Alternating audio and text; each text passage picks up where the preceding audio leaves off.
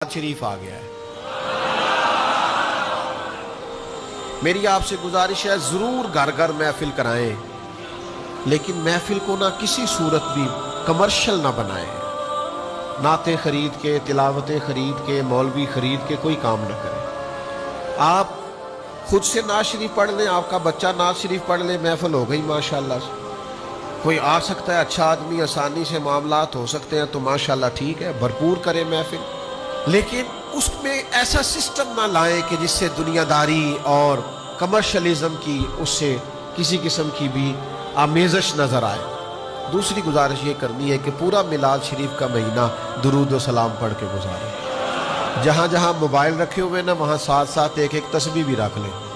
Mobile ہاتھ میں ہوتا ہے تو چلتا رہتا ہے نا، تسبیح ہوگی تو انشاءاللہ وہ بھی چلے گی۔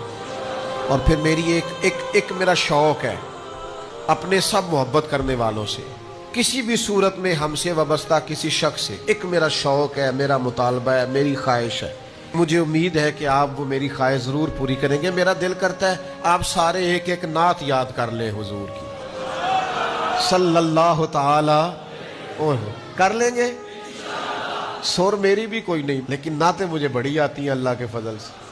آپ اسی طرح پڑھ لیں جس طرح میں پڑھتا ہوں۔ واہ کیا جود و کرم ہے شہ بطحا تیرا، نہیں سنتا ہی نہیں مانگنے والا تیرا، میں تو مالک ہی کہوں گا کیونکہ ہو مالک کے حبیب، یعنی محبوب و محب میں نہیں میرا تیرا۔ تو میرا خیال ہے کہ اس طرح کلام پڑھنا کوئی مشکل تو نہیں، تو سارا دن آپ یکم ربیع الاول سے لے کر 30 تک سارا دن پڑھیں نا گھر میں، نعت آپ پڑھیں، انشاءاللہ بچوں کو بھی یاد ہو جائے گی۔ اس لیے پیار سے کہہ رہا ہوں کر لیں گے انشاءاللہ تعالیٰ یاد، یہ ضرور کریں۔ اور جو بھی پورے میلاد میں دینی کام کرنا ہے پورے ذوق سے، پورے شوق سے، اس کو عبادت جان کے، نفلی عبادت جان کے آپ نے وہ سارے کام کرنے ہیں۔